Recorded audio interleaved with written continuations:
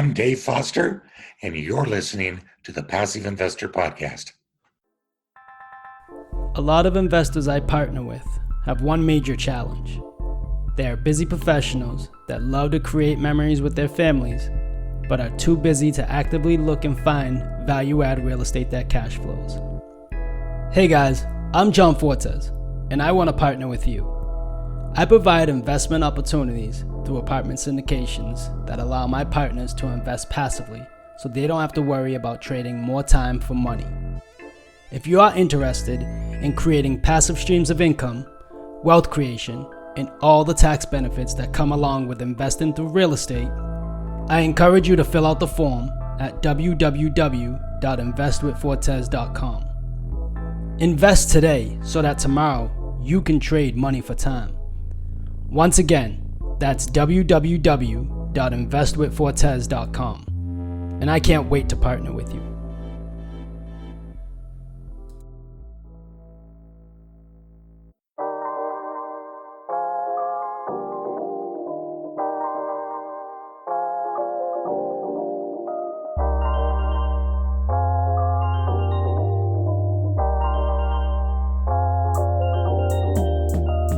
Are you a busy professional looking to diversify your portfolio? Ever wanted to passively invest in real estate but don't know where to start? John Fortes provides you with a guide to passively invest in real estate. This is the Passive Investor Show. And now, the Passive Investor Show. Here's your host, John Fortes. Hello, PI listeners. Thank you for lending me your time today. Welcome to the Passive Investor Show. I'm John Fortes. Our goal is to provide you, the busy professional, with passive investing tips and tricks for your real estate investments to leverage more time for you to focus on your true passions. Let's get to work. Welcome, PI listeners, to the Passive Investor Show. I'm John Fortes. Our goal and purpose of this show is to be a resource to passive investors and help them master their investments in real estate funds. Today, my guest is Dave Foster, founder and CEO of the 1031 Investor. Dave is a decreed accountant and serial real estate investor who is qualified intermediary and consultant for tax savings strategies such as the 1031 exchange and the Section 121 homestead exemption. Dave started fixing and flipping in the 90s, realized that about 40% of his profits, wow, 40%, were going directly to the IRS. Dave tells us about the updated rules and regulations about using the 1031 exchange to legally compound your tax interest that will stay with you instead of going straight to the government.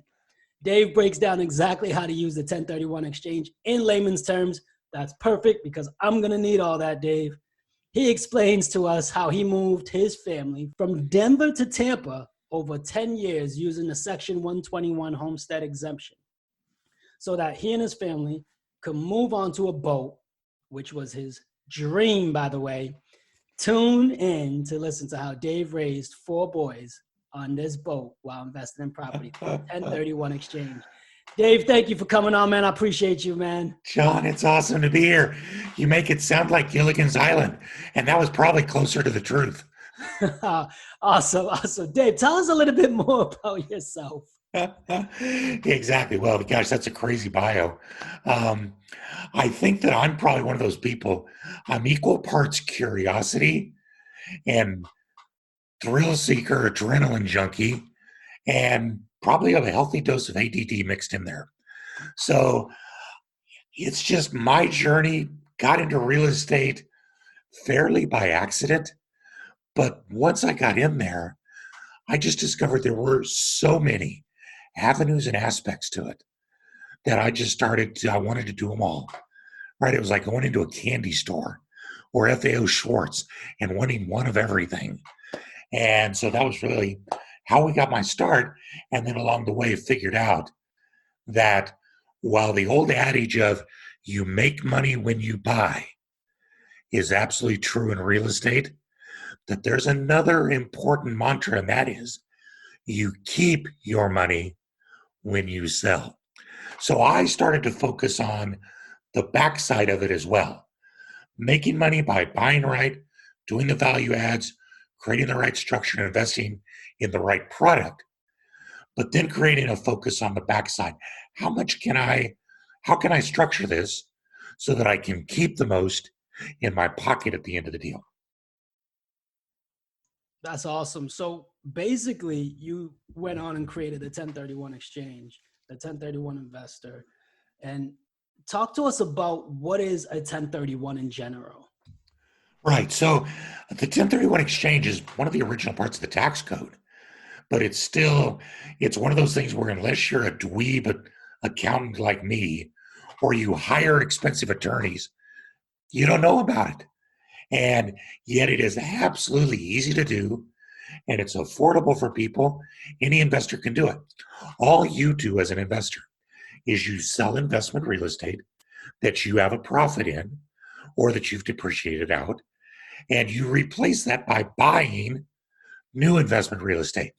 And when you use the process correctly, which includes using a qualified intermediary and some steps and hoops, then you get to defer indefinitely paying the tax or the depreciation recapture.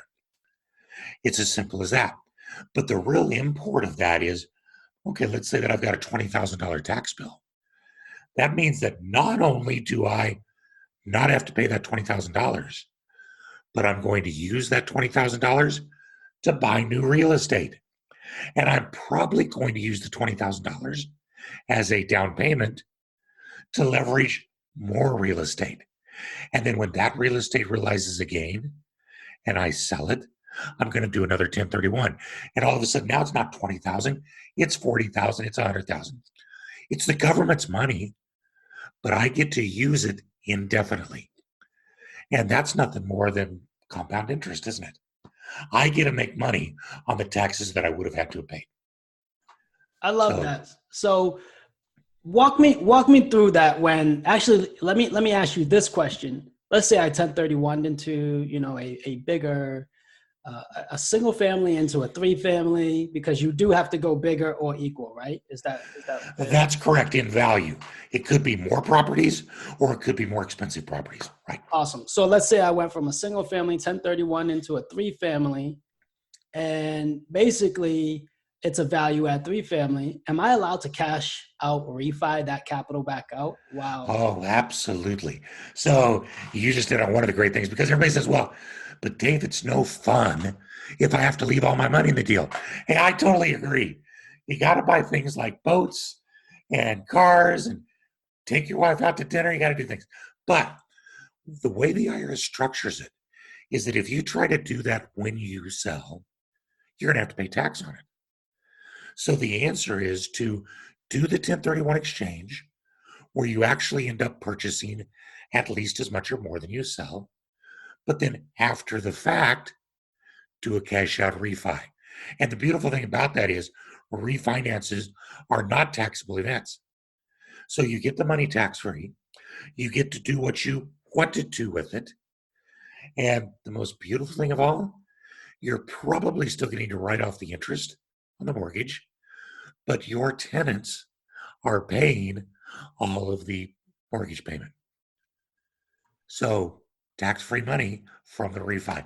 That's one of the greatest little known secrets about the 1031. So it sounds like if I 1031 into that 3 unit and then I cash out refi after I implement that business plan, I can use that cash out refi to go and compound and buy more assets, right? And just keep the ball rolling down there.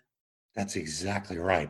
And that becomes key when you're trying to spread your portfolio out to generate what was Napoleon Hill called the multiple streams of revenue, right?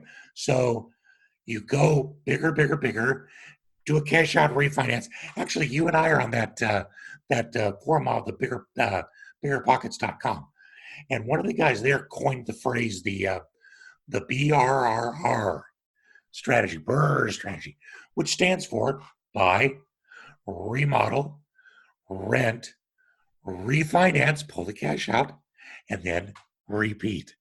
And that's exactly what you're talking about. That's the powerful use of the 1031. Now, what's cool, John, is given the world that you live in, there's some really unique aspects to this, because the one thing that I could do is take the refinance and keep buying new properties. So I go from one single family to two single families to 5 to 10 to 20. And then all of a sudden, one day, you call Dave up and you say, Dave, I don't understand this. I'm tired. I said, well, I don't know. Why are you tired? And then you realize it's because you just had your 5th plumbing and tenant call of the day, and you haven't even finished your first cup of coffee. So you then start to do that would be what we would call diversification, spreading it out. But then you then start to change that into what we would call consolidation. Sell several properties, put them into one larger property that can be self-managed or has easier management. And that's where we start to get into your world of the passive investor, because that's so key that as I add to my portfolio, I'm not adding to my workload. The E-Myth said it this way. They said, work on your business, don't work in your business. You're not buying a job, you're buying revenue streams. And so that's what you're describing as kind of what I call the life cycle of the real estate investor. And as you get further into it, the passive streams of income become so important. And that's where the cash out refi comes in. You and I didn't even talk about this, but I can tell you're in my brain already. And that is that for the 1031 investor, syndications of going into general and limited partnerships can be problematic. And so the ability to cash out a property that you already own rather than 1031ing it, and then using the refinance dollars to invest in the project allows you to have your rental and still be able to invest in the syndication without having to pay tax. And that's where the key comes in. Yeah, I was about to interrupt and say we've teased them long enough, but this is a show that teaches passive investors how to invest in syndications. And let's just say an investor has a single family home or a smaller 3-family, and they do want to 1031 into a syndication model. I understand that we just hit on one of them where we can 1031 into something else and then refinance and then use that to invest in a syndication. That was basically what you just explained, right? Exactly. Yeah. And now how do we go about all right, I'm done with owning it. I'm a busy working professional. I need to go back and focus full time on what I'm doing, but I don't want to focus on these apartments. Let me find this operator. 1031 after I sell this property into your fund. How do I do that, Dave? Got it. Oh my gosh, there's so many different ways to do this. So let's frame the problem first of all. The problem with a normal syndication structure is that what you are buying is not actual real estate. You're buying part of an entity, a company or a partnership, if you will, that owns real estate. And the 1031 exchange, in order to get tax deferral, has to be a sale of real estate and a purchase of real estate. So to simply sell a property and try to 1031 into a limited partnership syndication won't work because you're not buying real estate. So that's the problem. But I would say, first of all, John, although I'm the tax geek, I always like to tell people, don't get caught up in that, because nobody ever went broke paying tax on profit. You just make less profit. So if it's that time in your life and you need to make the move, those are other considerations that can shape your decision to make it worth your while to say, you know what, I'm done. I just don't want to 1031 anymore. So I'm going to sell, pay the tax. Even if you've 1031 forward for a bunch of years, during those years, you had the use of the deferred tax dollar. So it's still worth your while to 1031 until you're done. But at that point, if it's time, it's time. Sell it, pay the tax, and invest in the syndication. Now, for me, I almost had to choke saying those words, pay the tax, because I just don't like it. There are some ways that a syndication can be set up to accept 1031 dollars. And that is if the syndication can be set up so that what the investor is buying is an actual tenant in common part of a percentage of the asset itself.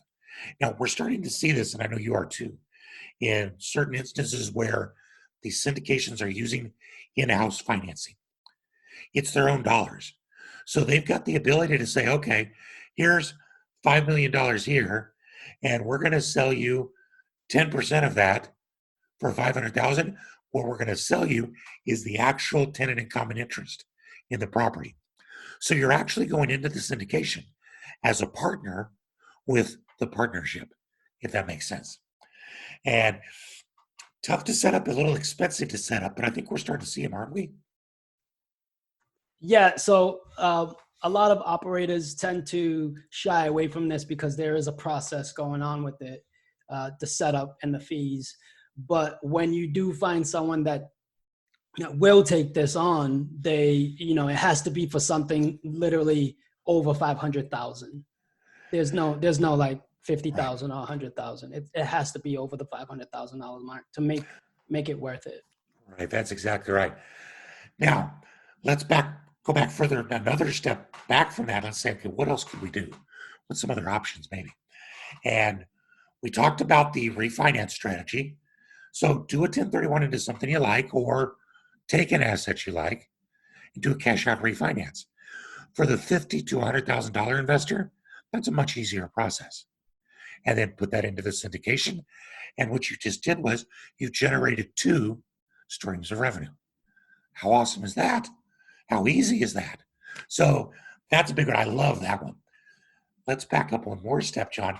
And I'm going to take you all the way back to, I would say Throwback Thursday, but it's Wednesday, isn't it? Wow. Losing track of days in quarantine. Oh my gosh. But I want to know how you got a barber into your place, because you managed to get a haircut. I've still got quarantine. Let me locks. stop you right there, Dave. For those of you guys watching on videos, this is self-made. I did this myself. And trust me, my barber would literally either he'll be happy that I did this, or he'll be like, man, you got to learn a little bit more, man. Let's go. Hey, he's got. Hey, maybe that's like the attorney that does his own law, defends himself, right?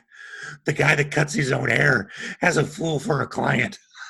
Everything's shut down. For those of you guys that are listening to this in the future, we are going through the COVID. It's the shutdown period. We can't go anywhere. My barber is nowhere to be found. So I bought a pair of clippers the other day. It came, and I'm trying to experiment myself with YouTube videos. I learned fast, fellas. I'm actually pretty impressed. My 16-year-old son said, Dad, mullets are back in. I said, how in the world? He said, because nobody knows how to cut hair anymore. So let's throw back all the way to my original story, which is actually kind of fun.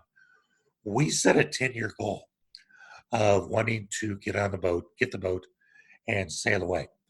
But we needed cash to buy the boat, and you can't 1031 exchange into a boat. Darn it, I tried, and because the boat's not real estate. So we had to find a way to generate income, and in my world, that meant tax-free preferably, to buy the boat and then to sail away, and then have income streams to sail away. So what we did was, and by the way, John, you don't know this about me, but I'm an old Kansas farm boy. How the heck does a Kansas farm boy end up wanting to live on a sailboat? I don't get it, but somewhere it's in the genes. When we made the goal, we were living in Colorado. Still, no ocean there. So what were we thinking? What we did was we gradually used 1031 exchanges to position our real estate ahead of us where we were moving. First, different spots in Colorado, then to Connecticut, then to Florida, then to some other places in Florida. And we would move our assets tax deferred using the 1031. And then when we moved there, we would convert one of those investment properties into our primary residence. Now, this was prior to 2008.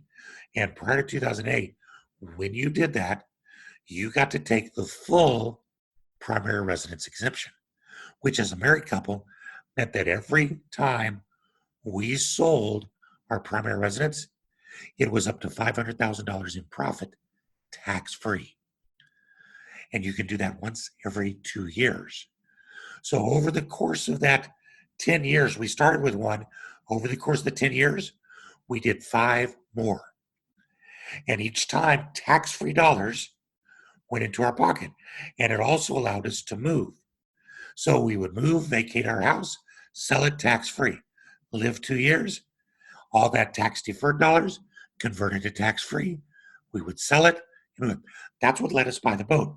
So for the 1031 investor who is starting to get a little tired and maybe at the end of a career, what kind of an opportunity might it be to take one of your rentals and 1031 it into a really nice beachfront vacation rental or a really nice rental you might like to live in a couple of years? And then when you're ready, move into that. That does not create a taxable event. So the tax is still deferred inside the 1031 exchange.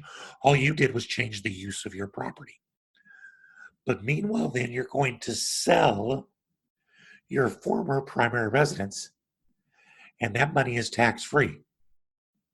What can you do with that?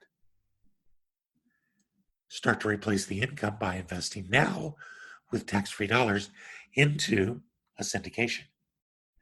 And that's how you can roll forward into that passive income. And yet at the same time, keep the tax deferred status on the rest of your properties.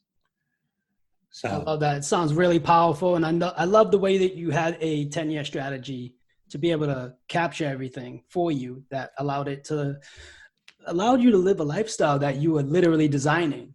So Dave, I know you work with investors and you're an accountant as well. What is one thing that you implemented in your business to help your passive investors? Well, wow, one thing. I got to limit to one. I think really this is something that my accountant of 30 years, again, I don't do my own accounting because I don't want to fool for a client. So my accountant, I call him Turbo Andy, told me 30 years ago, he said, Dave, if you really want to be successful in business, you have to pay yourself first. If all that's happening is everybody else is making money, all you are is an employee working for them, even though technically they're on your payroll. So you've got to structure your business so you're paid first. And I think as I look at investors, it's so easy to get on that bandwagon.